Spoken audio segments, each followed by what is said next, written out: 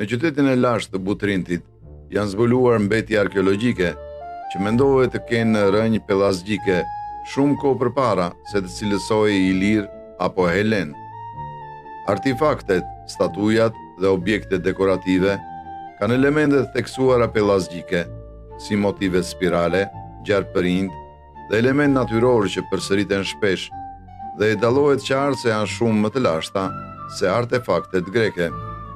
Por, pavarësisht të gjitha këtyre provave dhe fakteve, mungesa e alfabetit dhe dokumenteve i bën pellazgët të mbeten fantazm në errësirën e historisë.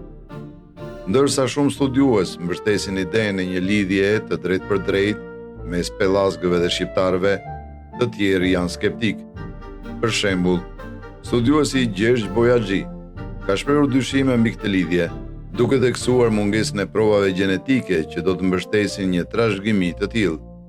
Megjithatë, është e rëndësishme të theksohet se studimi i origjinës së popujve është një fushë komplekse që kërkon një analizë të kujdesshme të të dhënave historike, gjuhësore dhe arkeologjike.